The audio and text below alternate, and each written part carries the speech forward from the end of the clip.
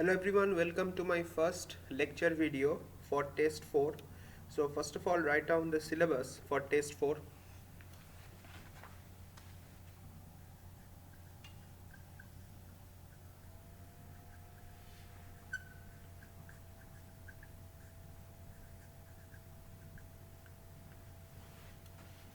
So the syllabus for test 4 will be first inverse function,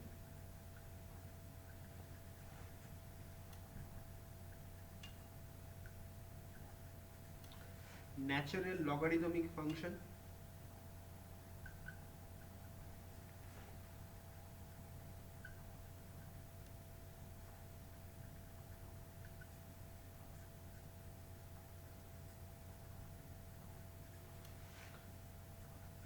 natural exponential function,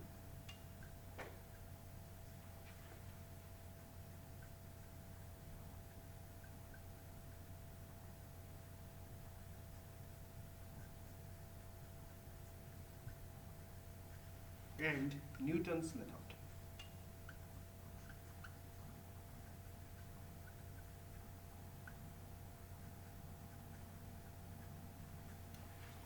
Okay, so these 4 topics will be in your test 4. So the first topic will constitute your homework 10.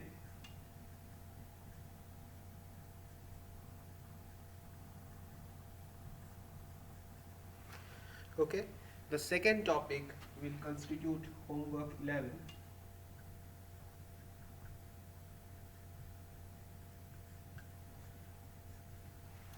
Your third topic, natural exponential function, this will be your homework 12.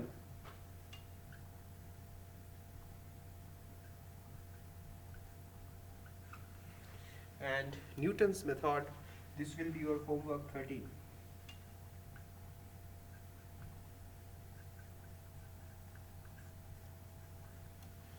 Okay, so today in this lecture video we will first start doing inverse function. So these are the remaining 4 homeworks of this course: homework 10, homework 11, homework 12 and homework 13. So as you all know that all the homeworks of the course are due 27th of this month, and so the homeworks would carry 25%, 20% of your total course average. So let's begin with inverse function. So the remaining videos will be dedicated to these 4 topics. So in the first video we will be just doing inverse functions. So let's begin with inverse function, and after this video you would be able to do homework 10.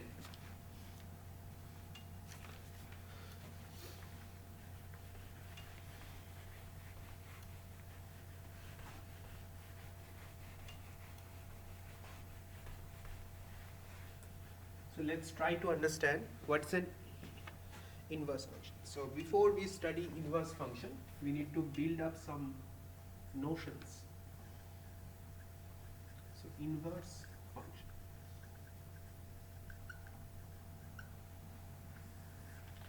So before we study inverse function, we have to build up some notion. The first notion is that of an injective function or a one-one function.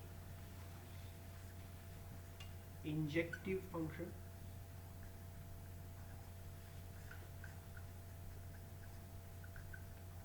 or a one-one function.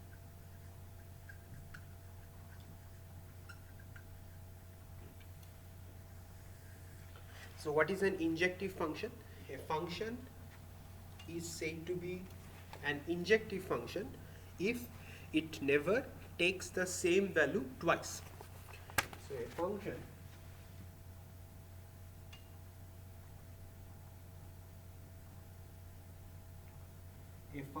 f is said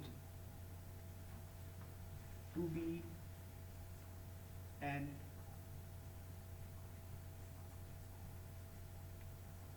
injective function if it never takes the same value twice. So what does that mean? Right? So look at this function. Let's take an example, for example.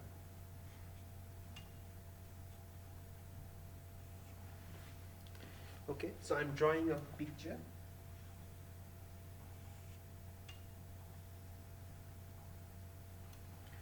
So there are two sets. This is set A and this is set B.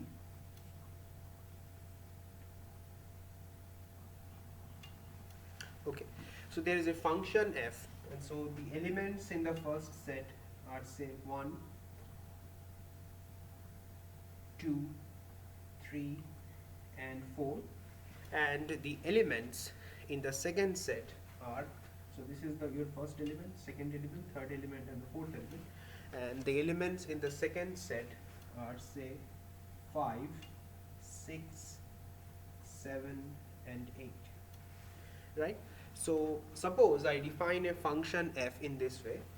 F of 1 is 5, right? F of 2 is 6, f of 3 is 5, f of 4 is 7. So I define a function in this way. 1, f of 1 is 5. So 1 is mapped to the point 5 under the function f. 2 is mapped to the point 6 under the function f. 3 is mapped to the function 5, again to the point function 5, or to the point 5 under the function f. 4 is mapped to the point 7. So this function is not an injective function, because you see that this function takes the value 5 twice. F of 1 is also 5 and f of 3 is also 5.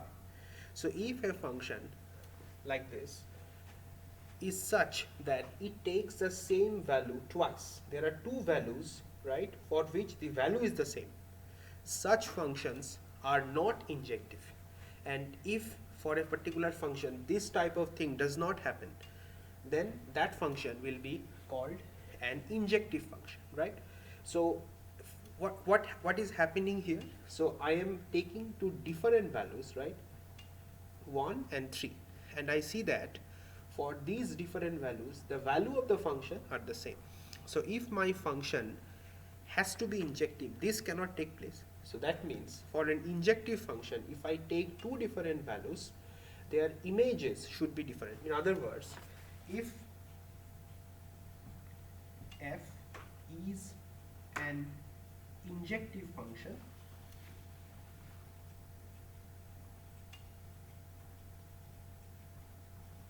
and if I take two values, say x1 and x2, which are not equal, right, say x1 not x2, then their images will also not be the same. That then f of x1 should not be equal to f of x2.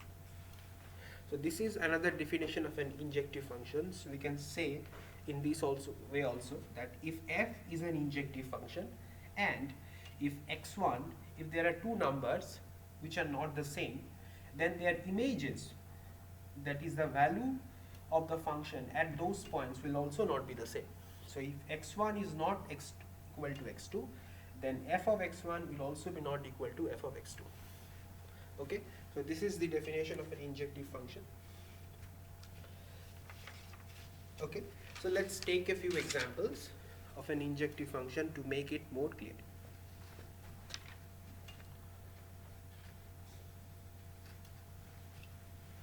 Okay.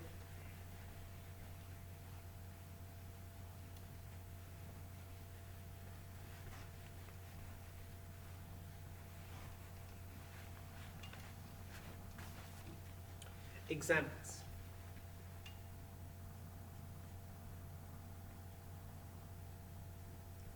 So let's first of all take this function fx equals to x square, right? So I claim that this function is not injective. Why it is not injective? So this function is not injective.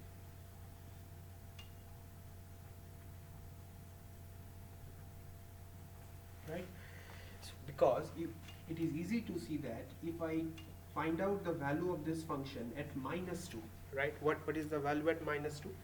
It is -2 whole square, and I get 4. -2 whole square is 4. Now what is the value at 2? F of 2 is 2 square, which is 4. You see that 2 and -2, these are two different values, right? But their output values are the same. F of -2 is also 4, f of 2 is also 4. So this function is not injective. Now let's take another function, say fx equals to 2x plus 3. Is this function injective? Right? So let's try to prove it, that this function is indeed injective. So how can we prove it? So let's assume that there exist two values. This is a technique by which we can prove. Suppose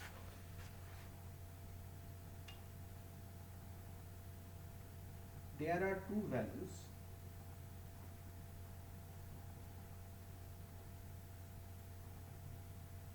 x1. Suppose there are two values x1 and x2 such that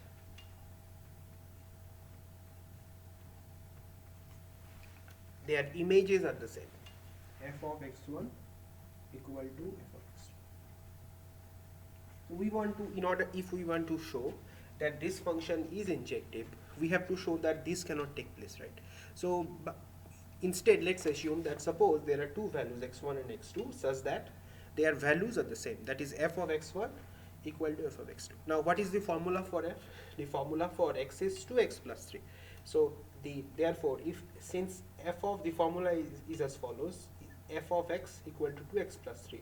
So here in place of x, if I put x1, so here I will have 2x1 plus 3. Similarly, what will be f of x2? F of x2 will be 2x2 plus 3. Right? So now 3 will get cancelled, and I will be left with 2x1 and 2x2. Now if I divide both sides by 2, I get x1 is equal to x2.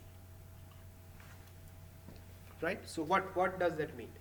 If f of x1 is equal to f of x2, then x1 must be equal to x2. So for this particular function, the two images can be same only when their values initial input is same. So if the output can be same only if the input are the same. In other words, if the input is different, the output cannot be the same. In other words, this function is injective.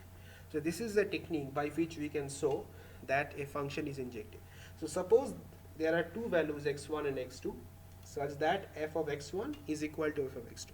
Then apply the formula for the function. So f of x1 will be 2x1 plus 3, f of x2 will be 2x2 plus 3. Solving it, I get x1 and x2. This means the output value will be same only if the input values are the same. So if the input values are different, the output values will definitely be different. In other words, this function is injective. So x1 not equal to x2 implies f of x1 not equal to x2. So since this follows from this, since f of x1 equal to f of x2, if I assume their output values are the same, this means their input values have to be the same. So in other words, if the input values are different, the output values have to be different. So fx is injective.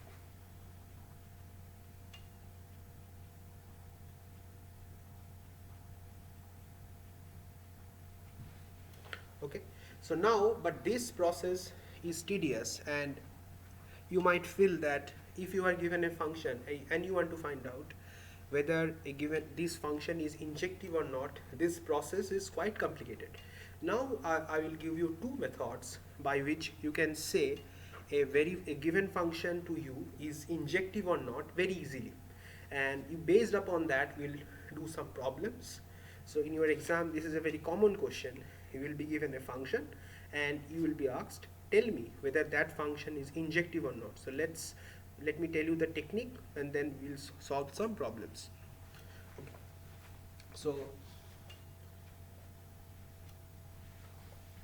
So I think you can write it down and then we'll continue.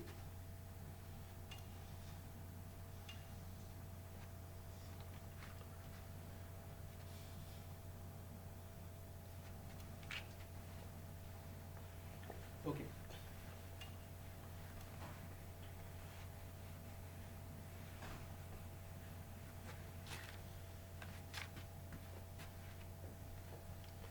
So how to tell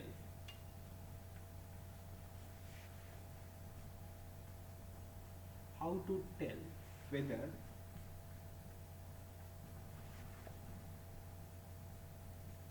a given function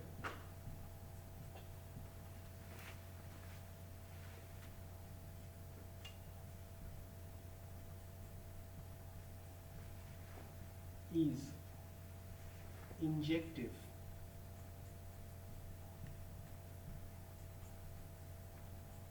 or not, right?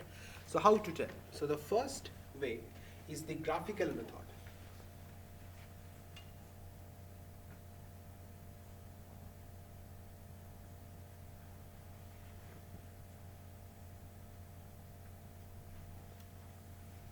So what is this graphical method?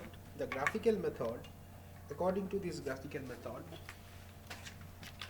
a function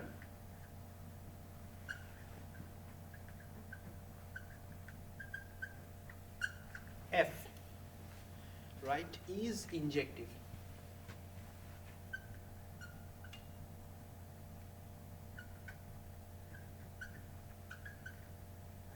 if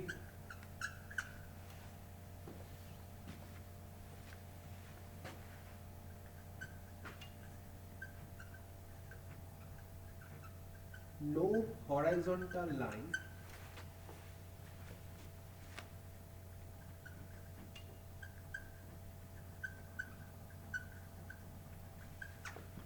intersects the graph at more than one point, right? So for example, let's consider these two graphs. So this is a graph and this is a graph.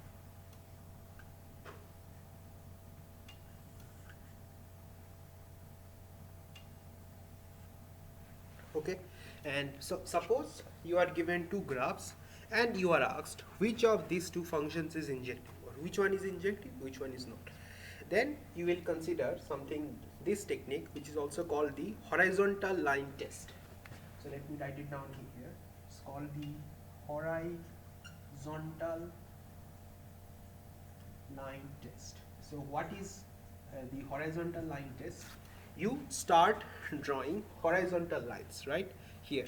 So let me use drawing horizontal lines.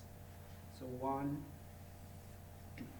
So if I see that the horizontal lines cut the graph at more than one point, right, then that function is not injective. Whereas if I draw horizontal lines and it always cuts the graph at exactly one point, then that function is injective. For example, consider this function. Whatever horizontal line I may draw, it always cuts the graph at exactly one point. So here it cuts here. These are the points of intersection, right? So these are the points of intersection, 1, 2, 3, 4. So whatever horizontal line I may draw, it always cuts the graph at exactly one point. So this function is injective.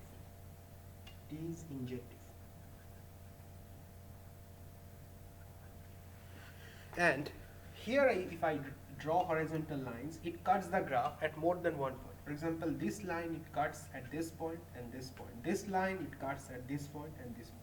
So this graph is not injective. Not injective. So this is the horizontal line test. A function is injective if no horizontal line cuts the graph at more than one point. So this is the first method, or the graphical method. Now uh, we will consider the second method, which is the algebraic method. So if we are given the graph of a function, then it is very easy to say whether that function is injective or not. You just draw a horizontal line and check whether it intersects the graph at more than one point or not. If it intersects at more than one point, it is not injective. Exactly one point, injective. Now let's study the next method, which is the algebraic method. If you are given an algebraic function, how to find out whether that function is injective or not.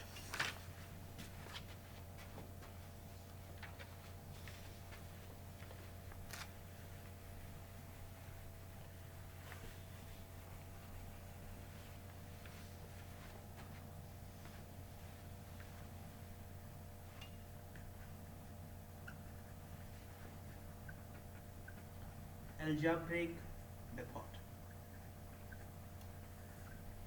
Okay, so what is the algebraic method? So this is the method. A function f is injective if either it is strictly increasing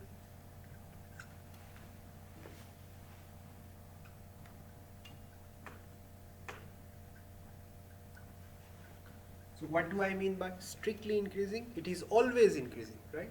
It is strictly always increasing. So it is never decreasing, it always increases. Strictly always increasing. So if a function is always strictly increasing, this means that its derivative will be always positive. That is, its derivative f prime x is always positive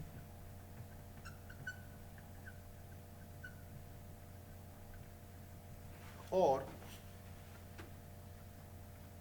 f is strictly decreasing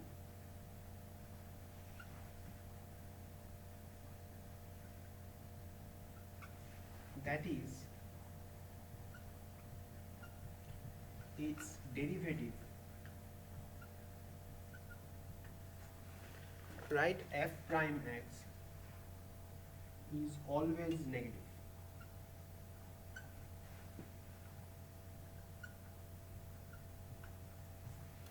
So this is another method by which I can say whether a given function is injective or not. I compute out the derivative of that function. If the derivative is always positive, that means that the function is always strictly increasing, and in that case I can say that that function is injective. And also, if a function is strictly decreasing, that is, its derivative is always negative. So if the derivative of the function is always negative, this means that it is always strictly decreasing. In that case also, that function is injective. So why is it so? This is because if the derivative is always positive, what does that mean? That means that the function is always increasing. So it will always increase. So it will be something like this. It will be always increasing, right? So if a function is always increasing, you can easily see that whatever horizontal line you may draw, it always cuts the graph at exactly one point, right? So in that way you can justify this method. So if a function is always increasing, so it definitely has to be injective or one-to-one. So it's in the same way, if the function is always decreasing, it is always decreasing, then also this function is injective, because whatever horizontal line I may draw, it always intersects the graph at exactly one point. So this is your second method. So in this case, your derivative is always greater than 0, and here your derivative is always less than 0. So I compute out the derivative of that function. If I see that the derivative is always positive, then it is injective. The derivative is always negative, then also it is injective. If the derivative is sometimes positive, sometimes negative, then it is not injective. Okay, so this is your second technique by which you can find out whether the function is injective or not. See whether the derivative is always positive or always negative. So, and if my derivative is sometimes positive, sometimes negative, then it will not be injective. So let's do some problems.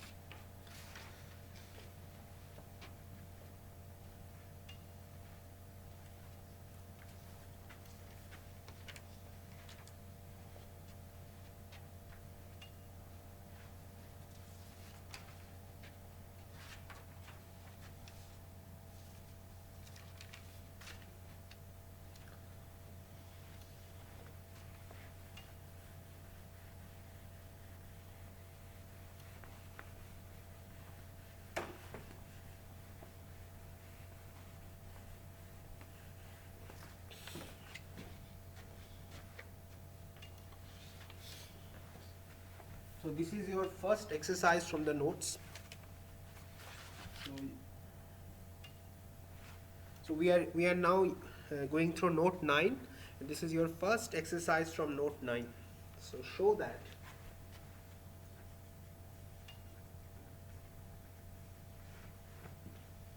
fx equal to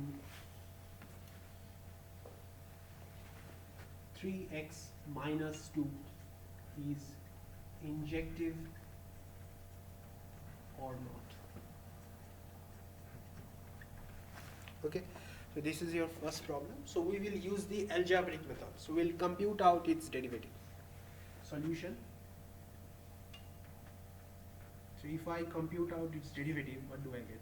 So f prime x, this is dtx of 3x minus 2, its derivative. So it will be dtx of 3x minus dtx of 2. So constants can be taken out. So it will be 3 times ddx of x minus ddx of 2. So ddx of x is 1, 3 times 1, ddx of 2 is 0. Derivative of a constant, so I get 3, which is a positive number. So what do you get? The derivative of the function is always 2. What does that mean? The derivative is always positive. So it is strictly greater than 0 always for all x, right? So whatever x you choose, its derivative is always 3. So in accordance with that rule that we have just studied, so fx equals to 3x minus 2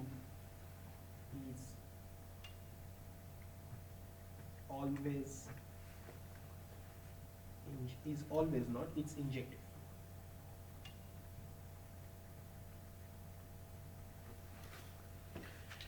Right? So now let's study the next problem.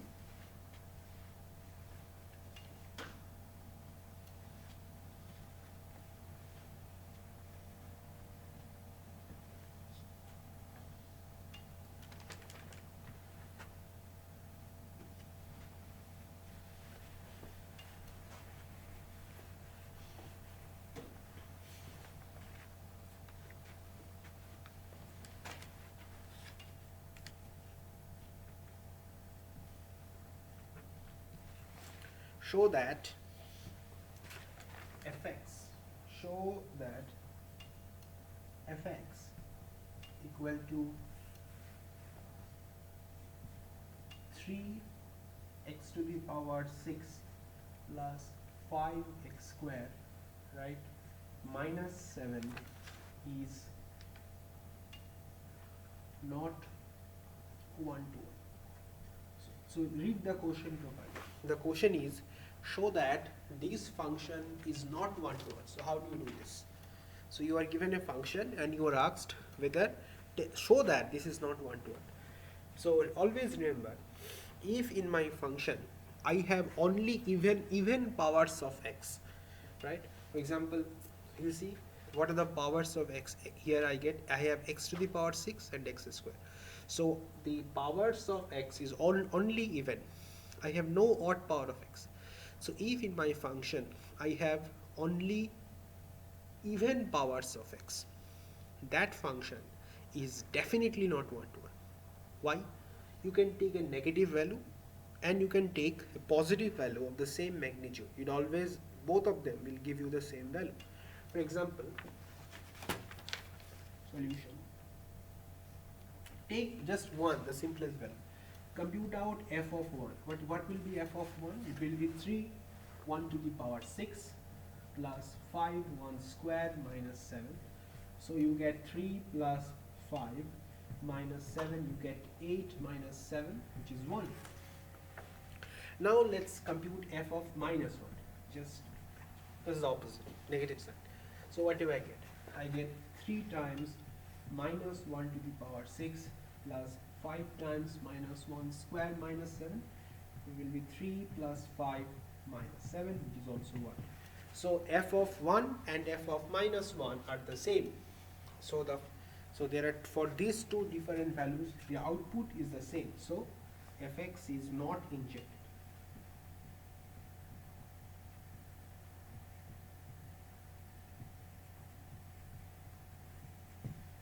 Okay.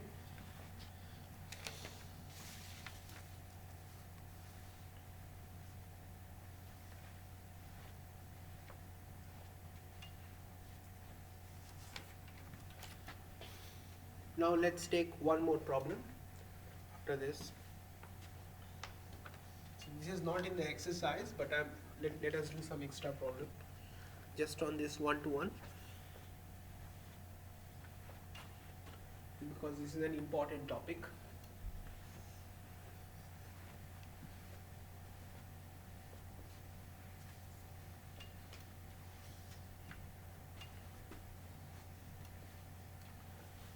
So check whether, the next problem is this.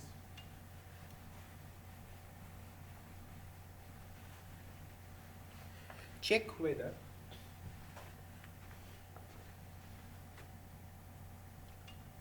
is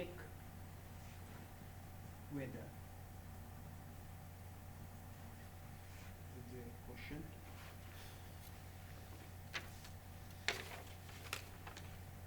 Fx equal to x square minus 2x is one-to-one or not.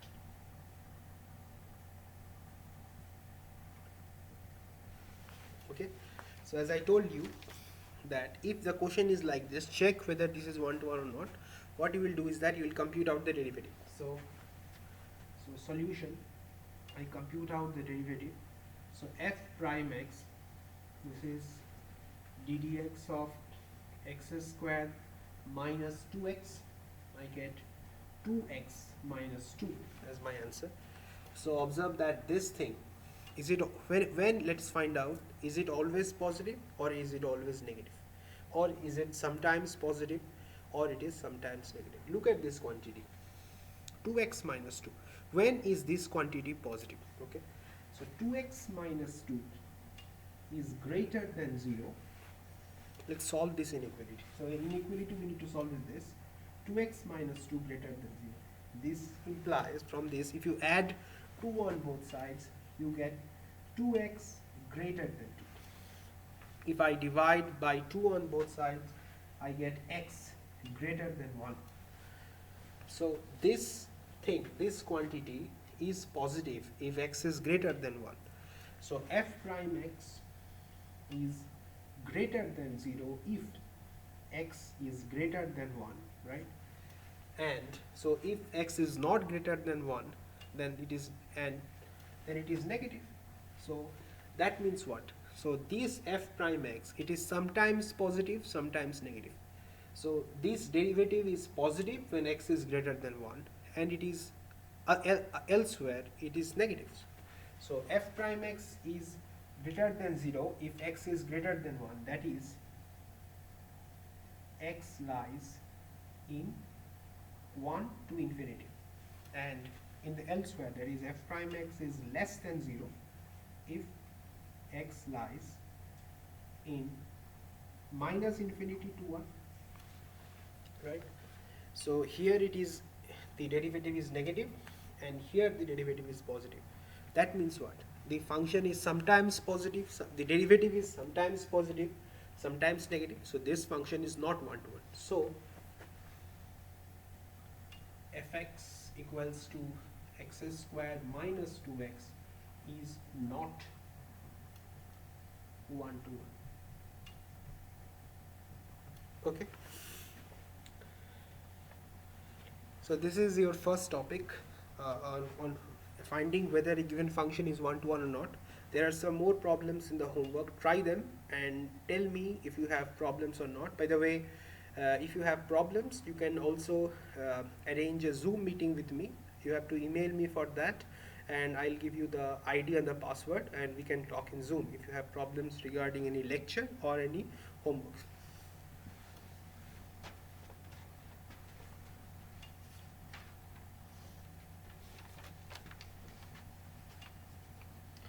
So let's now go to the next topic, which is surjective function.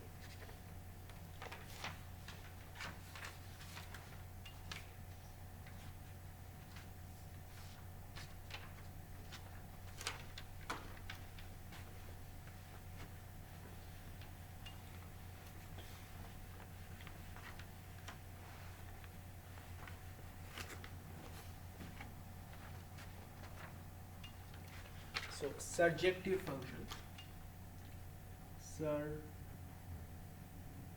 Surjective function. So what is a surjective function? So a function f from a to b is said to be surjective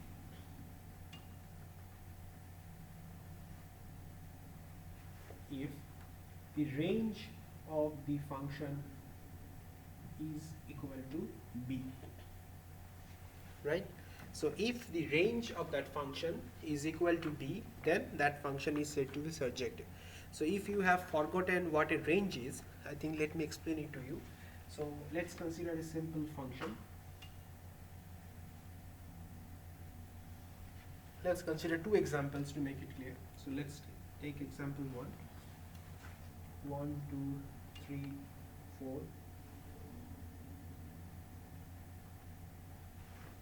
And let's take one more function, set b.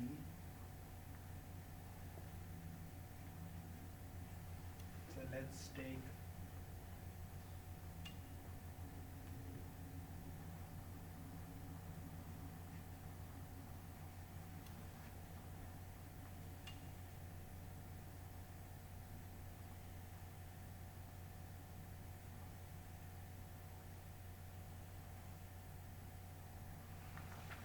okay. So look at this particular function. Okay. So range, if you are given a function like this, that is, so here f of, let's consider this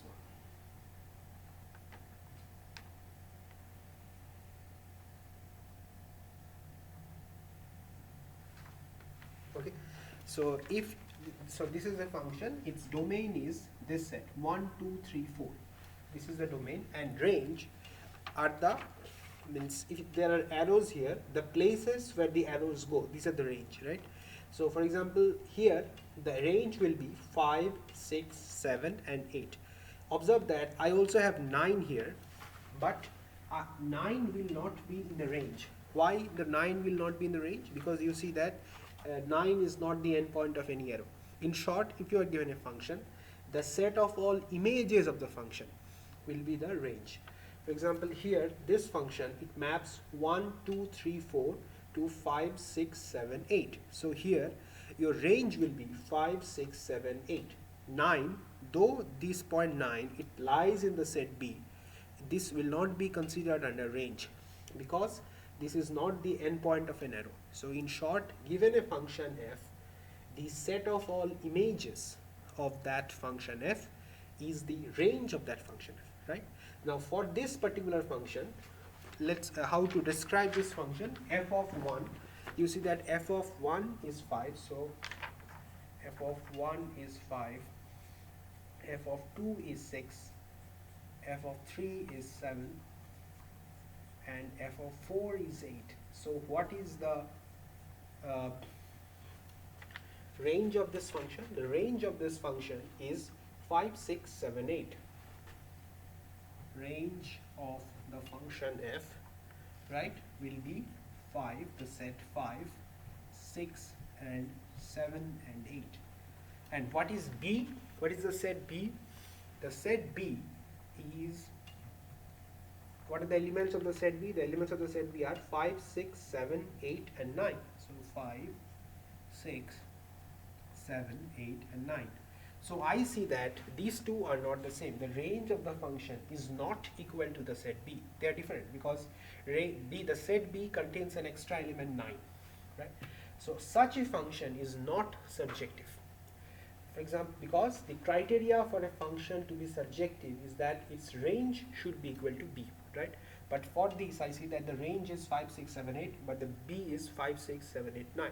So this function f is not surjective. F is not surjective. Surjective, right? Let's let's now give an example of a surjective function. So this function is not surjective because here the range is not equal to the set B. Let's take another example which is surjective.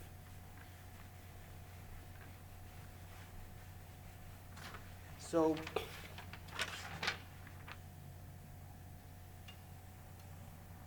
1, 2, 3, 4.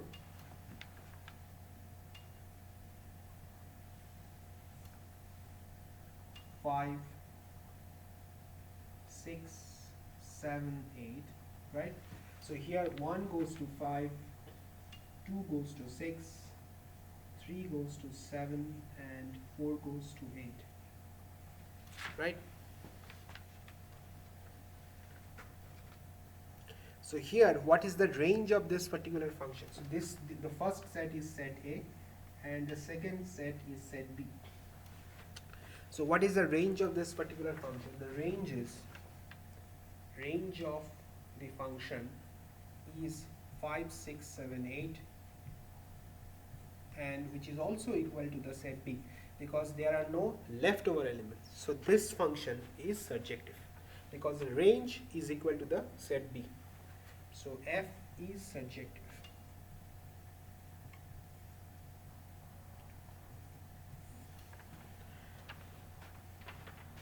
So we have introduced two notions. One is that of an injective function and the second is that of a surjective function. Now if my function is both injective and surjective, then that function will be called bijective function. So so we have already studied what an injective function is. We have done some problems. We have now defined a surjective function. Now if my function is both injective and surjective, then that function will be called bijective.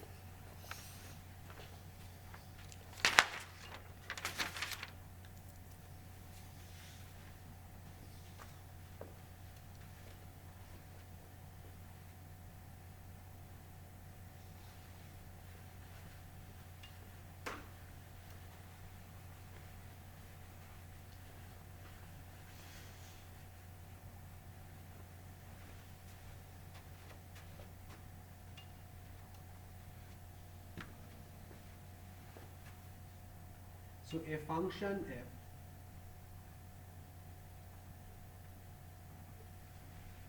is said to be bijective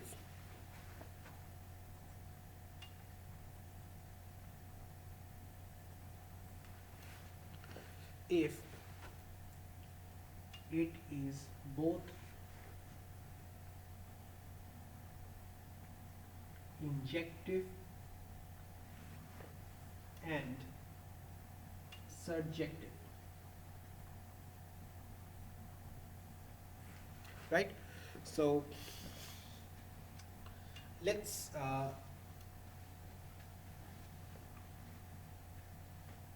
now do the next topic. So this is an important topic, notion that of a bijective function, that a function is said to be bijective if it is both injective and surjective. Now we are in a position to define an inverse function. So what is an inverse function?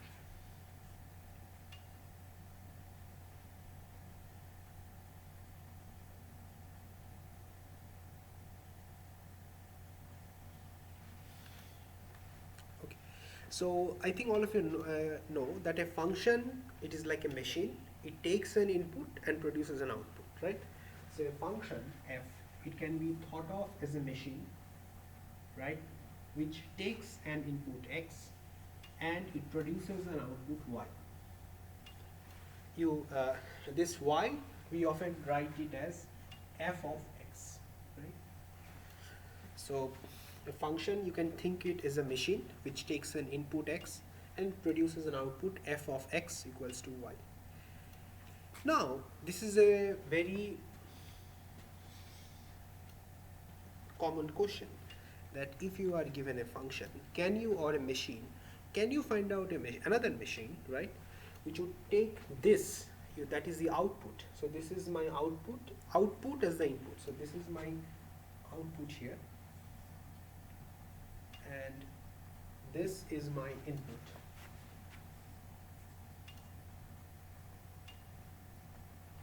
So this is a very common question, that can you define or can you design a machine which would now take output as the input and then produce input as the output. So what I mean is this. So I want to design another machine, right, which would take this y as the input, right, and what it will give me is the original input. Such a function, if it exists in nature, we will call it the inverse of the function f, right, and we will denote it by this symbol, f inverse, right. So f, if you are given a function like this, which takes an input x and produces an output y, its inverse is another function which takes y as the input and produces the original input as the output, right. Now, as in nature, this is not always possible. If you have a machine which takes an apple and produces apple juice out of it, by no way you can design a machine which would take apple juice and give you back apples. So this is not possible in nature. In the same way, in mathematics also, given a function, you cannot always design a function which would do that. That is, you cannot, given a function f which takes x and y, you cannot always design its inverse. So what are the functions whose inverse exists, or what are the possible functions for whom we can design them? The answer is this: if the function is bijective, then only its inverse exists. That is the reason that we have introduced bijective function. Now a function is bijective if it is both injective and surjective. So that is the reason we have defined injective, surjective, and then before defining inverse function, because we can find out the inverse of a function only if it is bijective. So let me now formally define an inverse function. Now observe that what are the properties which this inverse function satisfies. So let's try to find out this thing. So let me try to find out the value of f inverse x, or let me try to find out the value of f inverse y, right? So I'm trying to find out the value of f inverse y. So what is the value of f inverse y? So f inverse, it takes y and gives me x. So f inverse y is x. Now what is f of x? Right? F of x is y. right? So f of f inverse y is y. So as if f and f inverse, they cancel each other and we get y. In the same way, if you can compute out f inverse f of x, what do you get? So what is f of x? F of x is y. What is f inverse y? F inverse y is x. So f inverse f of x is x. So same as if f inverse and f, they cancel each other. So they are like enemies. So if you bring a function and the inverse together and you apply any value, you will get, they will cancel each other and you will be left with the value you have applied. Same holds here. F inverse fx gives you x. So this is, you can define an inverse function in that way, right? So now let me formally define an inverse function, and then I'll tell you that given a function, how can we find out its inverse. So we can take this as the definition of an inverse function, that a inverse of a function is another function which basically cancels with my original function. That is, f of f inverse y will be y, f inverse f of x will be x. Okay. So now let me define formally an inverse function.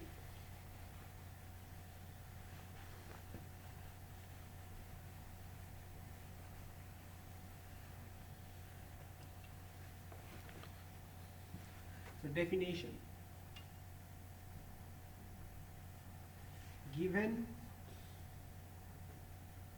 a function f from a to b, its inverse, right, is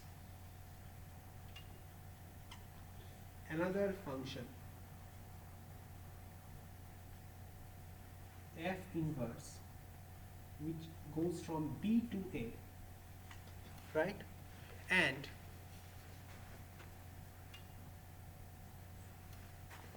which satisfies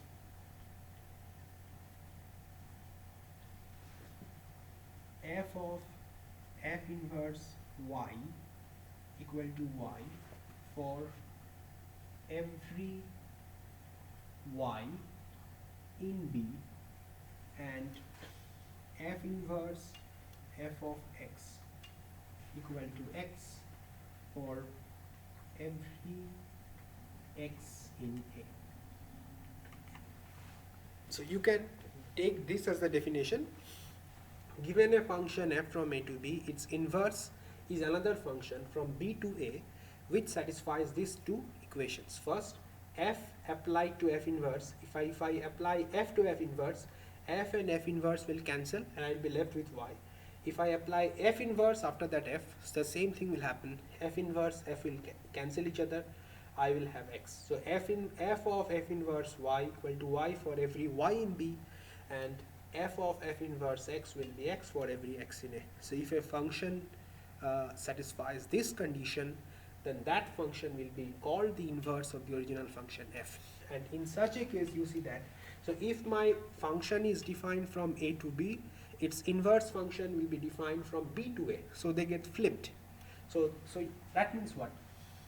So their domain and ranges are flipped. So the range, so the domain of f. So what is the domain of f? The domain of f is A, and A is exactly the range of f inverse, right?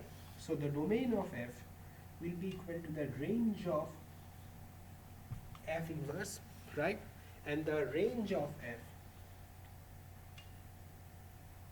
will be the domain of f inverse. So they get just flipped. If f is a function from a to b, its inverse will be flipped. F inverse will be a function from b to a. Okay. Now, so this is what an inverse function is. Now we will study some rules by which, if you are given a function, how can you find out its inverse function? Okay.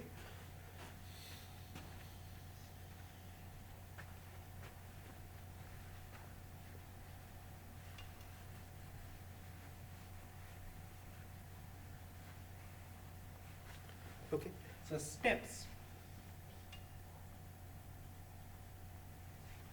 to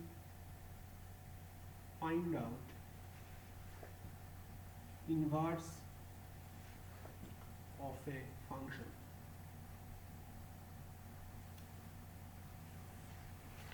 Okay, so the first step is this, step 1. Write the function as y equals to fx. Right, this is the first function. Then step 2 is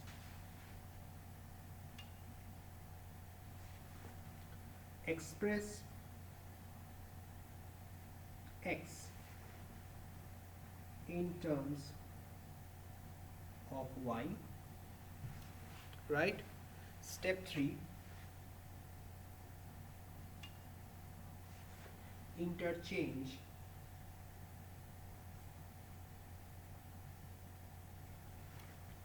x and y, and step 4 will be write f inverse x in place of x. So you don't have to understand, when we'll do problems you will understand what does the meaning of all this. By now you can just write it down. So the first step would be to write down your function as y equal to a function of x. Step 2 is solve this equation and express x in terms of y. The third step is you interchange x and y. Wherever there is x, you write y.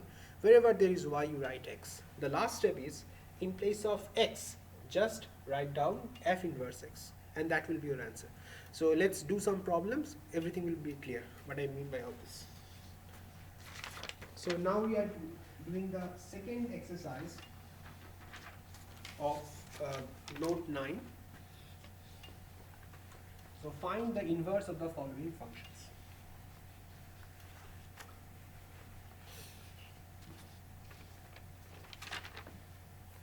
Find the inverse of the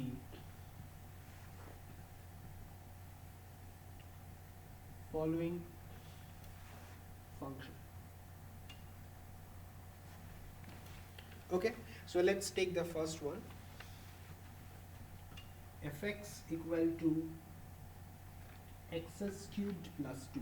So you want to find out the inverse of this particular function. So how do you do this? So to find out the inverse of this function, what you do is the following.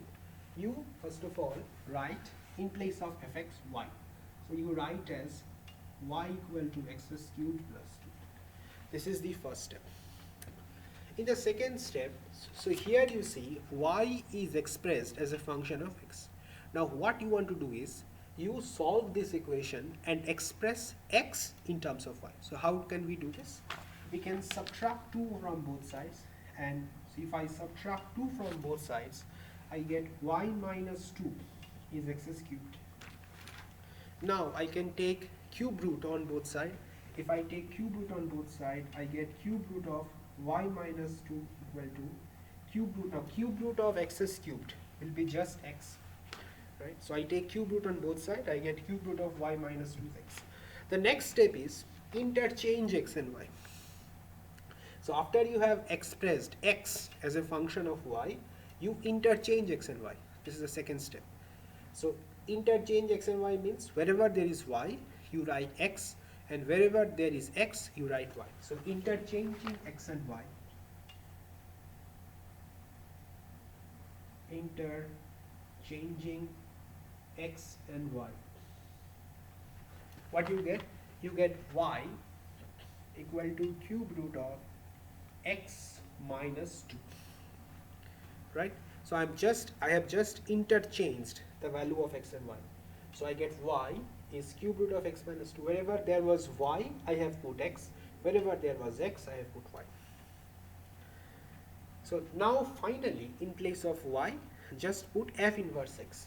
So that means, so f inverse x equal to cube root of x minus 2 is the required inverse function. Is the required inverse. So these are the various steps. So given a function, in place of fx, just write y. Okay.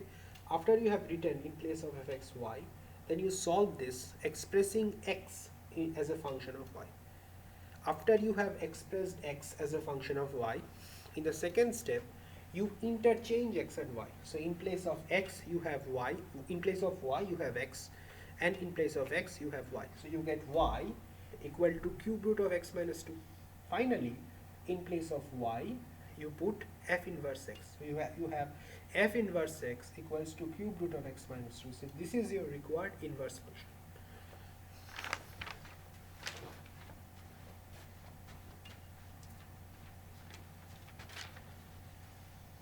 Right? Now let's take the next problem.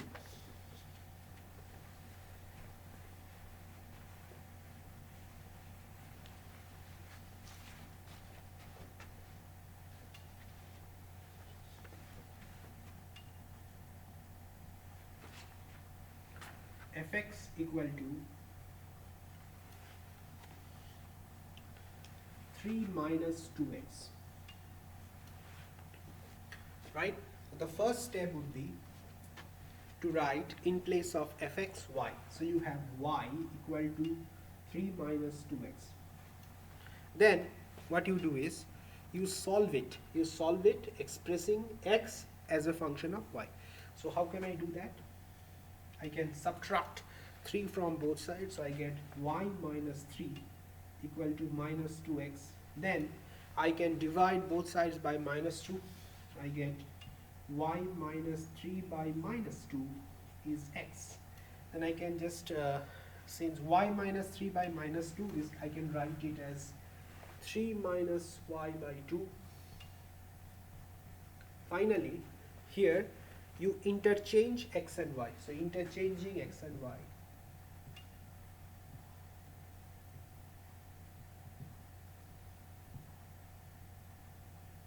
What do I get?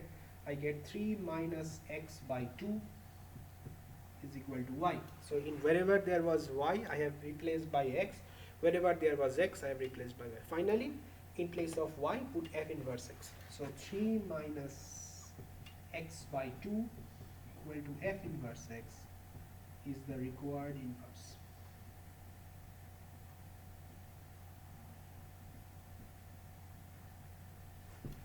Right?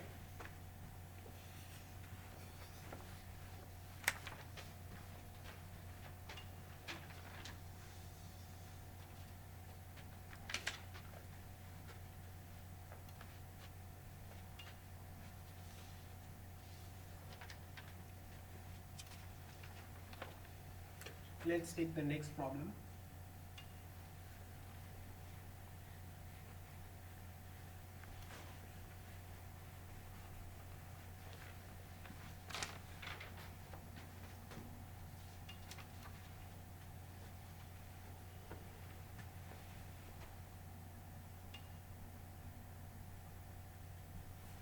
Fx equals to 4x minus 1 divided by 2x plus 3.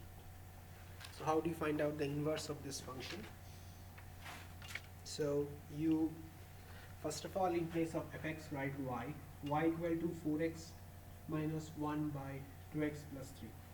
So what do I do in this case is I multiply this and this, cross multiply. So I cross multiply, I get y is equal to y times 2x plus 3 is equal to 4x minus 1. Then I apply distributive law. I get 2xy plus 3y equal to 4x minus 1. Then what do I do is I bring x in one side. So I have 2xy minus 4x. I get minus 1 minus 3y. Then what do I do is, so what is my target? My target is to express x in terms of y. For that I can factor out x from here. I get 2y minus 4 equals to minus 1 minus 3y. After that, what I can do is, I can divide both sides by 2y minus 4. So I get x equals to minus 1 minus 3y by 2y minus 4. So finally, I have x equals to minus 1 minus 3y by 2y minus 4. Finally, here what do I do is, I interchange x and y. Interchanging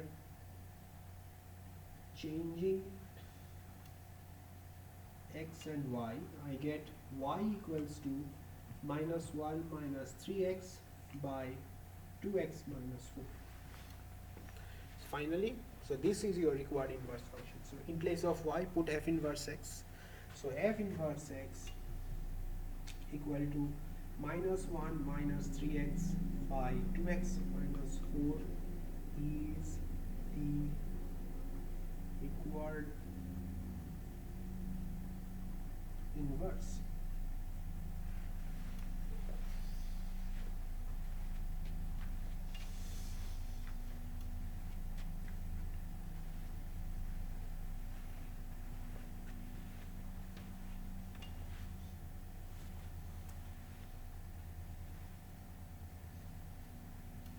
Now let's take the next problem.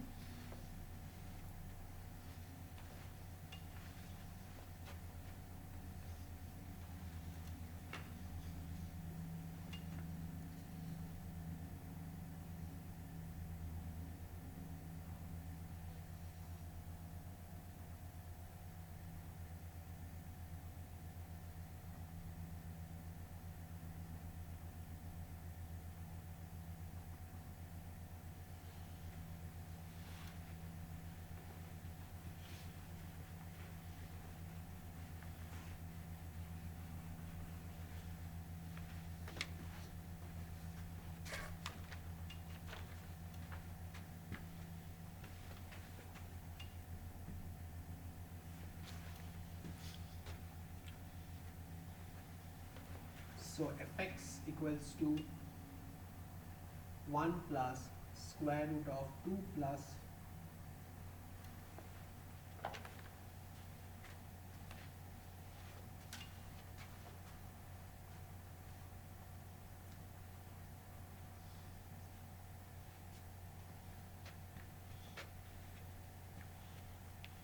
okay.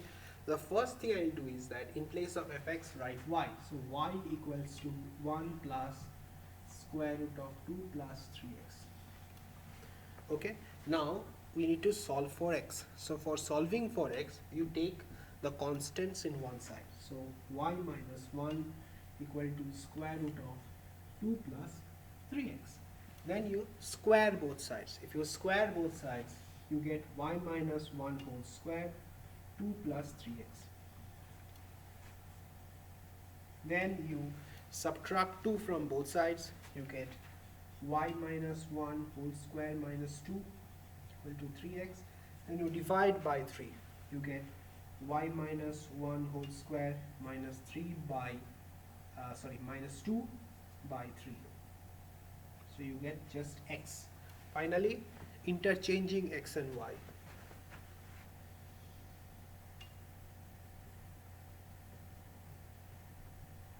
Interchanging x and y, you get y equals to x minus 1 whole square minus 2 by 3. So therefore, finally if you replace y by x, f inverse, so f inverse x equal to x minus 1 whole square minus 2 by 3 is the required inverse function.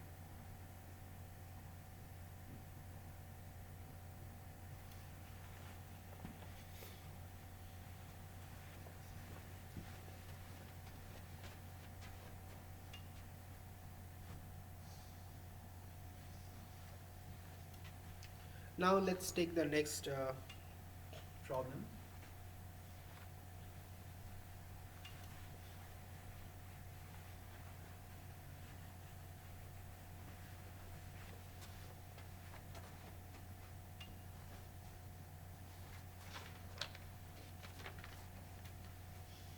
The next problem is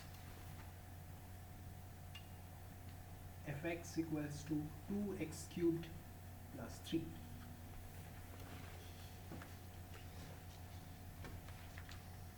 So you need to write y equals to 2x cubed plus 3. Then you subtract 3 from both sides. You get y minus 3 equal to 2x cubed, right? Then you divide both sides by 2. You get y minus 3 by 2 equal to x cubed. Finally, you can interchange x and y. So interchanging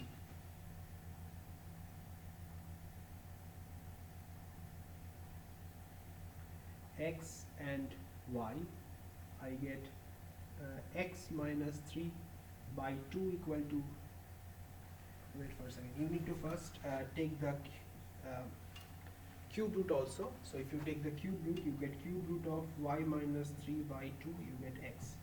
Then if you interchange x and y, you have cube root of x minus 3 by 2 equals to y. Finally, in place of y, putting f inverse x. So f inverse x equal to cube root of x minus 3 by 2 is the required inverse.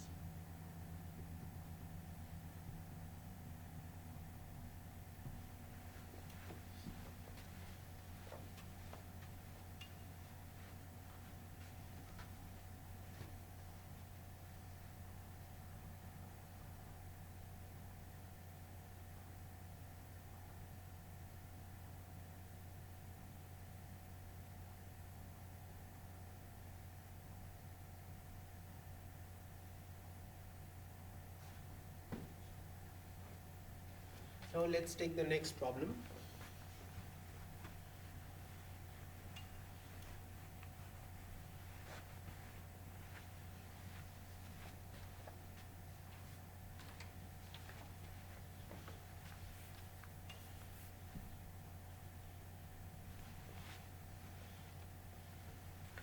So fx equals to 1 minus square root of x by 1 plus square root of x. So how do you do it?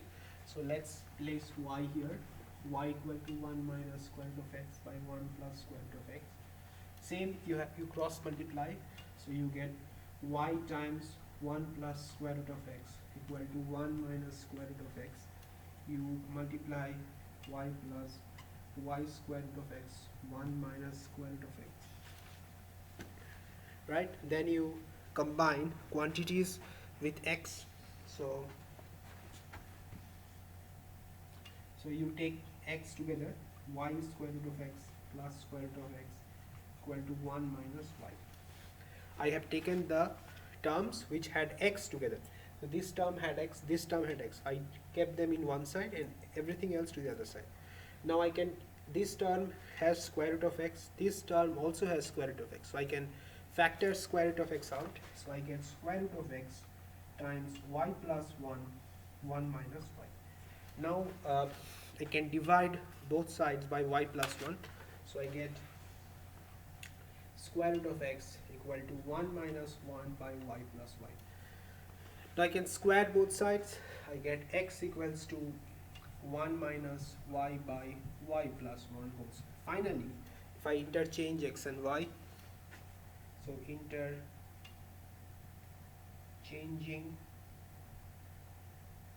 x and y, I get y equal to 1 minus x by x plus 1 whole square. Finally, just in place of y, put f inverse x. So f inverse x equal to 1 minus x divided by x plus 1 whole square is the required inverse.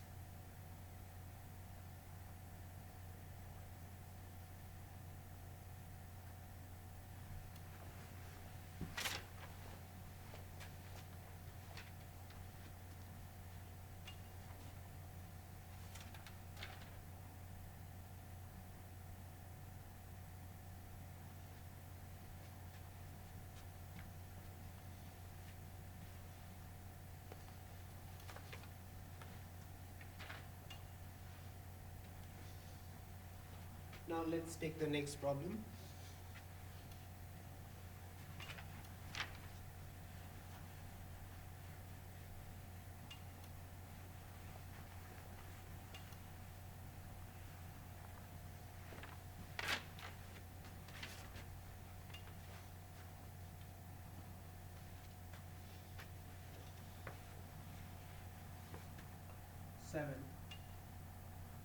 So fx equal to 2x squared minus 8x, right?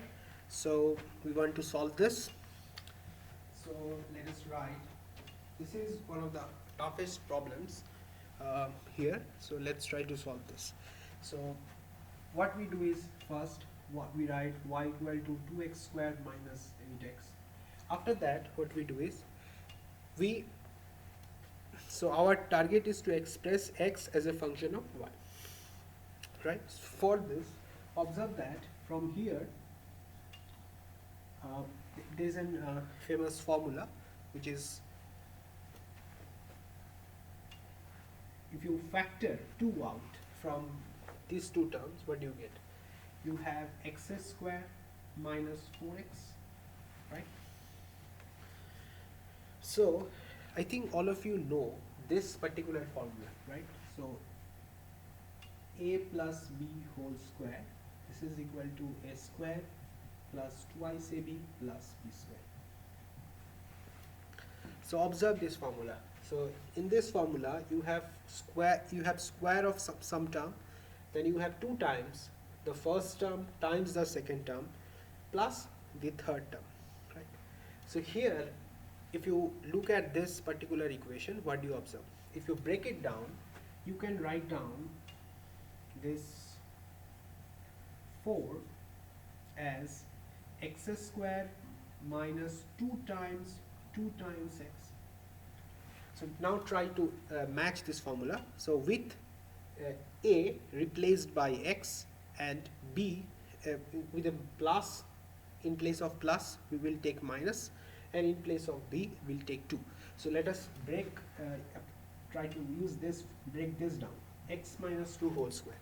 So using this formula, what is the, we can break it down as x squared minus 2 times x times 2 plus 2 square, using this formula. So what do I get? I get x squared minus 4x plus 4. Observe that the first 2 terms are here, x squared minus 4x, but the third term is missing, right, from here. So what we will do, we will deliberately add plus 4 here, but if we deliberately add plus 4, we have to also subtract 4, so that 4 minus 4 and we get 0. So what we do here is as follows. So we will write x squared minus 4x as x squared minus 4x plus 4 minus 4. We can write it because plus 4 minus 4 gives you 0. So this statement, y equals to 2 times x squared minus 4x, can also be written as y equals to 2 times x squared minus 4x plus 4 minus 4, because plus 4 minus 4 is 0.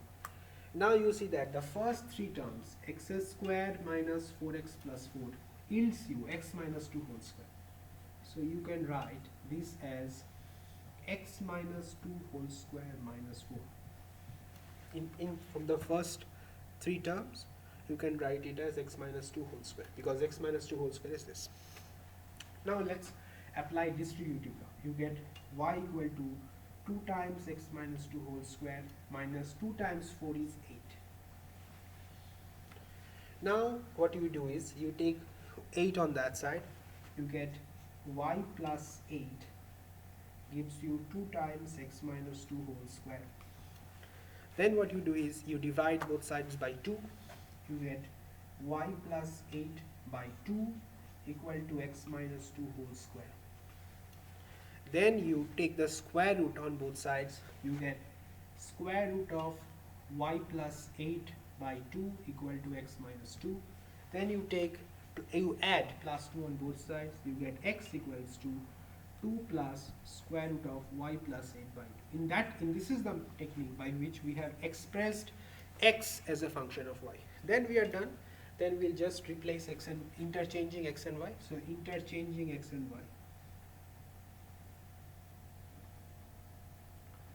Interchanging x and y, I get y equal to 2 plus square root of x plus 8 by 2. And finally, in place of y, we put f inverse x. So f inverse x equal to 2 plus square root of x plus 8 by 2. So this is your required inverse function. So here the most tough part was expressing x as a function of y, and for this we have applied this step, that is, we have added plus 4 minus 4. We have added plus 4 minus 4 so that from the first three terms I can write as x minus 2 whole square, and so that this helps me to combine these two terms into a single expression which involves x, so that later on I can take square root and I can express x as a function of y. So remind this step here, this step, and this step are the most crucial in this problem. And for this we have made use of the famous a plus b whole square formula. A plus b whole square is a square plus 2ab plus b square. So using this formula I can write down x minus 2 whole square as x square minus 4x plus 4. Observe that here we had the first x square minus 4x and 4 was missing. That's why we have added plus 4, subtracted plus 4. And then from the first three terms I can write x minus 2 whole square. So why we have done this? Will question me, why did we do this? We have done this so that I can combine these two terms. These are two different terms which contain x.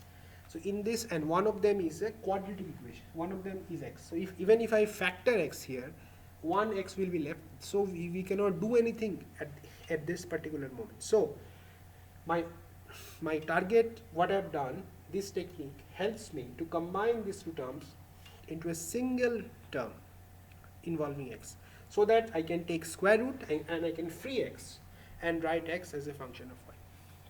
So this problem is very, very important.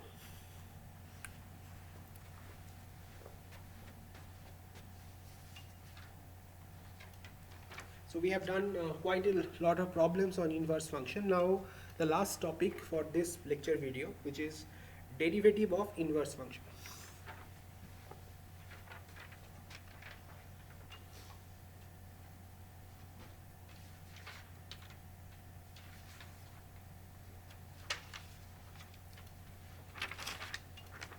You can write it down first.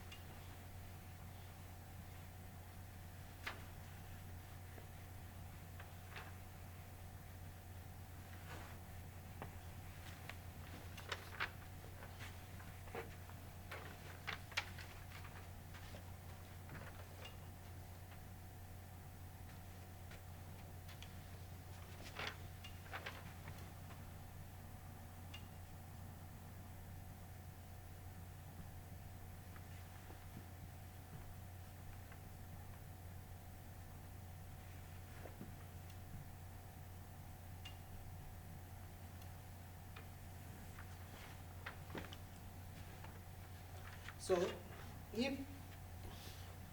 how to find out the derivative of the inverse of a function? There is a very, very simple formula which you want to remember.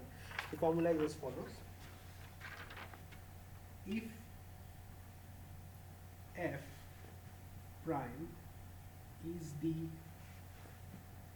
derivative of f, and f inverse inverse is the inverse of f, then we have this formula f inverse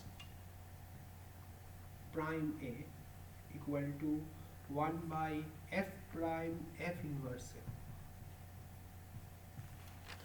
This formula you have to just remember, nothing else. So f inverse, so this is the inverse of the function. So I am trying to find out the derivative of the inverse of the function at the point a. So how do I do this? I first of all find out the inverse at a, and then whatever value I get, I find out the value of the derivative at that point. So f inverse prime a equal to 1 by f prime f inverse a. So this is the formula. So I'm just trying to say it again. So here I want to find out the value of derivative of the inverse of the function at a. This is equal to 1 by, first find out the inverse, then take the derivative.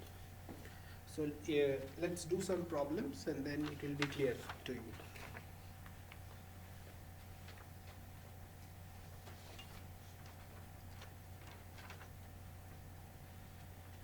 So this is the third exercise of the note 9.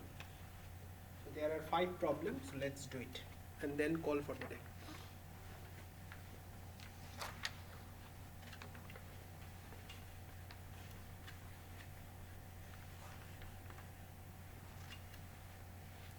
Okay, so the first problem is this. If fx equals to 2x cubed plus 3x squared plus 7x plus 4 and a is 4, find f inverse prime a. Solution.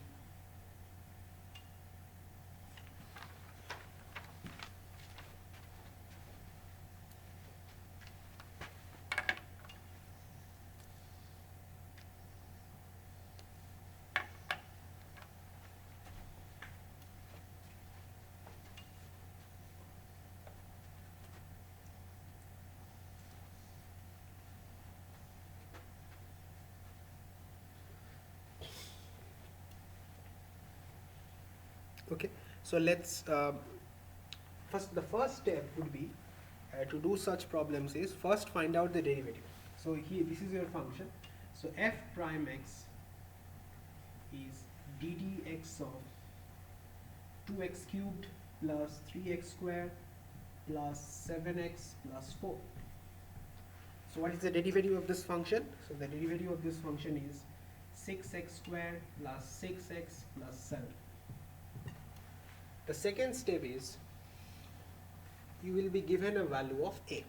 Okay, your task is to find out that value of x for which if you put here in place of x, the value you will get is 4. In other words, you want to find out the inverse of the point of this 4. So the way you do it is you try different values. So take x equals to 0. Take x equals to 1 and put it in place of x. So if I put x equals to 0 here, what do I get? So let me find out f of 0. So let you take f of 0, f of 1, f of 2, you find out values until your value you will get will be 4. So if you are lucky enough, you will see that f of 0 is only 4. So then we are done. So if I put x equals to 0 here, I get 2 times 0 cubed plus 3 times 0 squared plus 7 times 0 plus 4. So I get 4 as the answer. So if f of 0 is 4, so by definition of an inverse function, f inverse 4 will be 0 because they get flipped, right? So if f of 0 is 4, f inverse of 4 will be 0. This is the definition of an inverse function, that if a function takes value input 0 and gets output 4, if the inverse function takes output and gives you input, right? That's how we define inverse function. So if f of 0 is 4, so f inverse 4 is 0. Once we have done, we are done. Then we have to apply the formula. The formula is as follows: f inverse prime a equal to 1 by f prime f inverse a. This is the formula you want to apply. F inverse prime a equal to 1 by f prime f inverse a. And what is a here? A here is 4. So f inverse prime 4 is 1 by f prime f inverse 4. This is your formula. Now we have just calculated the value of f prime 4. This is 0. So this will be 1 by f prime 0. So we have to find out the value of f prime 0. So what is the value of f prime x? F prime x is 6x squared plus 6x plus 7. So f prime 0 will be just in place of x put 0. So I get 1 by 6 0 square plus 6 times 0 plus 7. So I get 1 over 7. This is your answer. So I am just repeating again. Step 1, compute out the derivative. Step 2, find out the inverse of the value of a which will be given to you. So how to find out the inverse of 4? Try different values. Take x equals to 0, x equals to 1, x equals to 2 until you get 4 as the answer. So I was lucky enough, when I put x equals to 0, I got 4 as the answer. So that means if f of 0 is 4, that means f inverse 4 is 0. So I found out the value of inverse of 4. Once I find out the value of inverse of 4, then it's just this formula. F inverse prime a equal to 1 by f prime f inverse a. So f inverse prime 4 is 1 by f prime f inverse 4. So we have already computed out f inverse 4, which is 0. So just we have to find out f prime 0. So this is the expression for f prime x. So here if you put 0, you get 6 0 square plus 6 times 0 plus 7, so 1 over 7.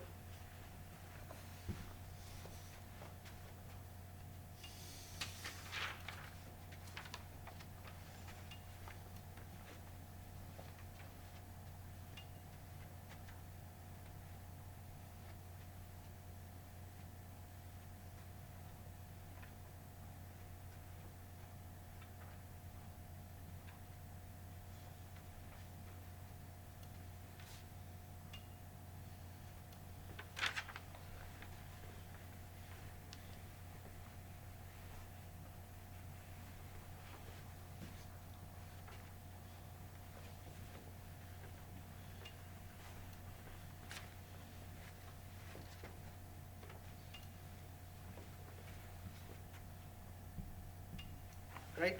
So let's take the next problem. Fx equals to x cubed plus 3 sin x plus 2 cosine x a is equal to 2. Right? So here what we will do is the following.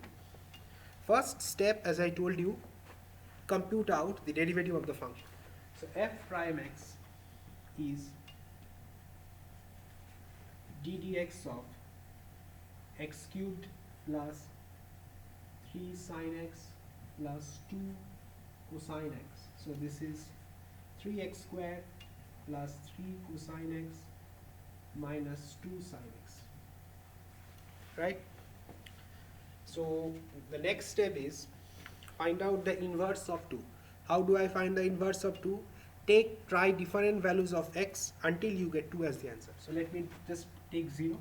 F of 0 is 0 cubed plus 3 times sine of 0 plus 2 cosine 0. So this is 0 plus sine of 0 is 0. So the 0 plus 0 cosine of 0 is 1. So 0 plus 0 plus 2, I get 2. So f of 0 is 2. See, since f of 0 is 2, by definition of inverse function, f inverse 2 will be 0.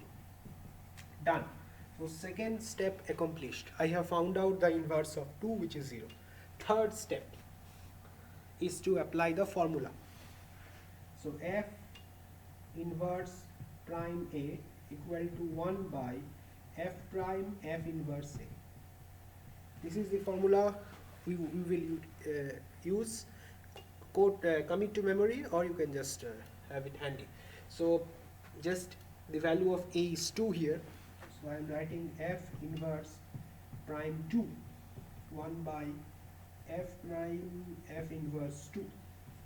Just in place of a I have put 2.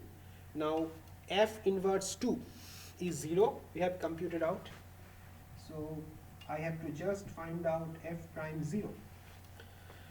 Now this is the formula for f prime x, 3x square plus 3 cosine x minus 2 sine x. So here just in place of x put 0. So I have 1 by 3 times 0 square plus 3 cosine 0 minus 2 sine 0. So cosine 0 is 1, sine 0 is 0. So I get just 1 over 3 as my answer.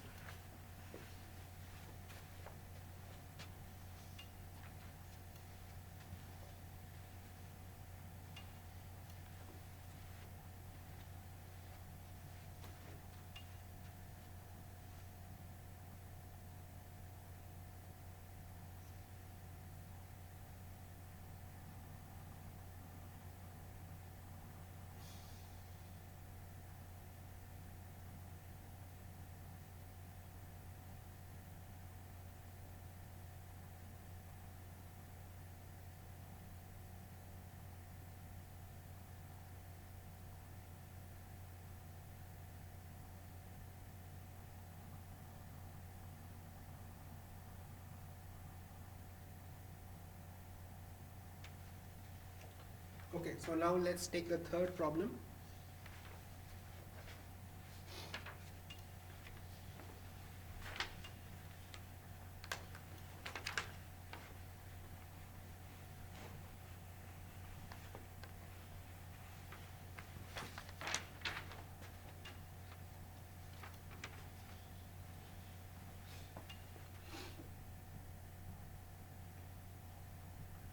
Fx equals to 3 plus x square plus tan of pi x by 2 with a equals to 3. So what we do is take the derivative of f prime x. So f prime x is ddx of 3 plus x square plus tan of pi x by 2. So I get 2x. ddx of tan x is sec square x. So this is sec square pi x by 2 times ddx of pi x by 2. So this is 2x plus sec square pi x by 2 times pi over 2.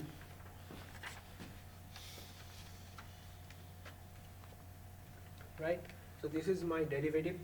Now what I do is, here I have used the chain rule. So ddx of tan pi x by 2, my outer function is tan x and my inner function is pi x by 2. The derivative of tan x is sec square x. So derivative of outer function at inner function times derivative of inner function. That's how I got sec square pi x by 2 times pi over 2. I have used chain rule. This might not be visible. So this is times pi over 2. Okay, so now this is my derivative. So now I am going to find out the inverse of 3. So put x equals to 0. So f of 0 is 3 plus 0 square plus tan of pi 0 by 2, which is 3.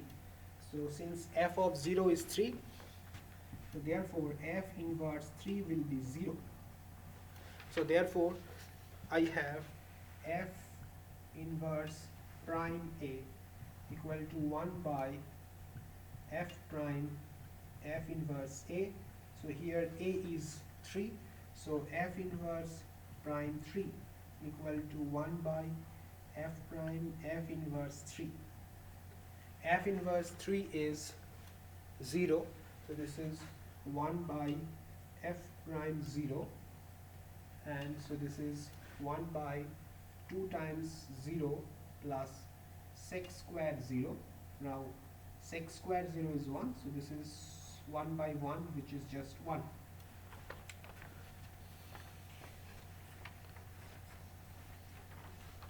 The fourth problem is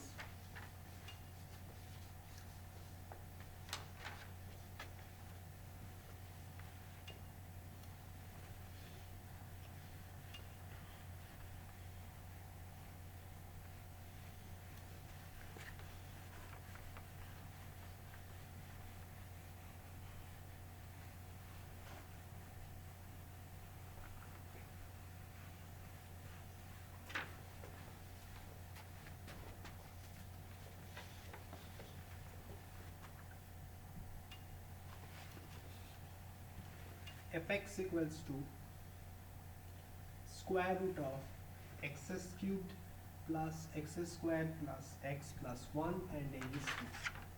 So first we have to find out the derivative of this using chain rule, right?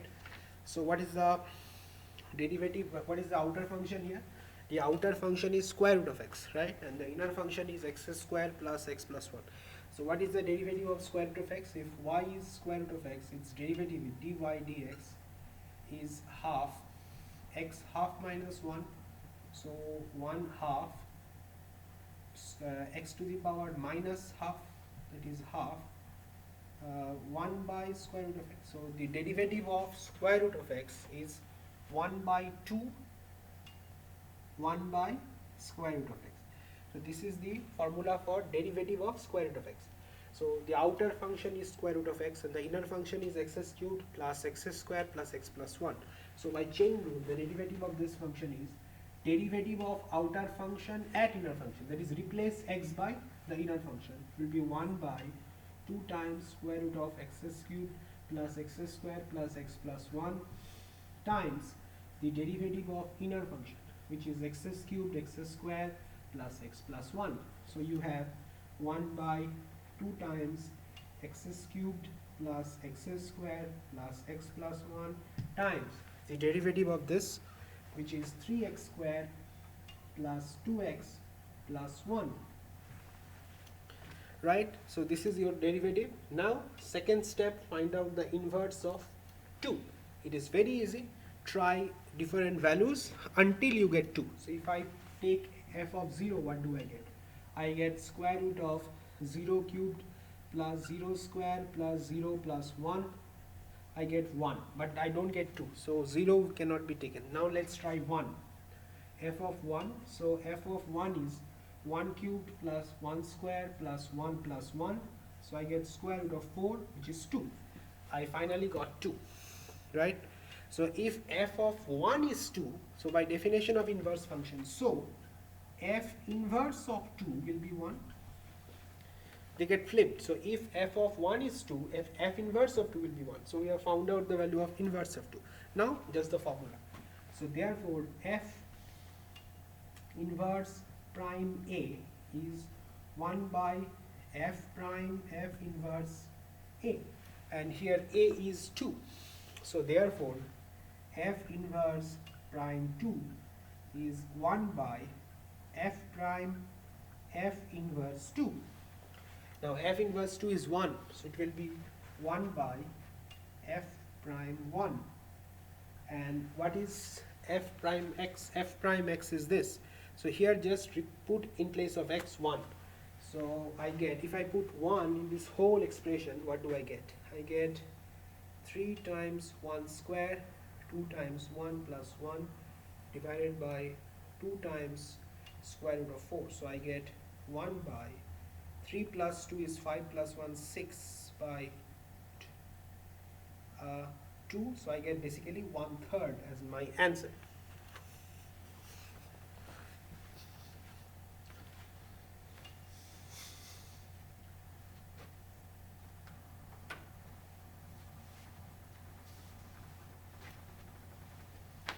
So now we are now going to do the last problem.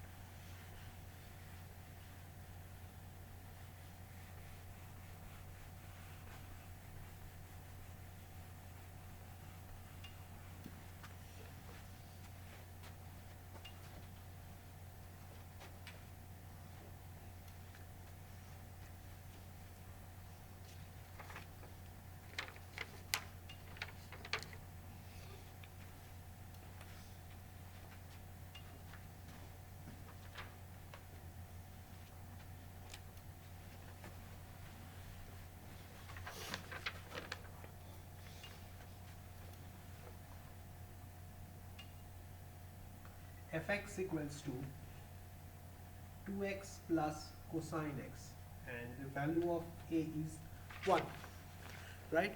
The first step would be to find out derivative. So f prime x is ddx of 2x plus cosine x, so which is 2 minus sine x, right? Now second step is find the inverse of 1. So try different values. If I take f of 0, I get 2 times 0 plus cosine 0, I get 1. I get 1. So f of 0 is 1. So f inverse of 1 is 0.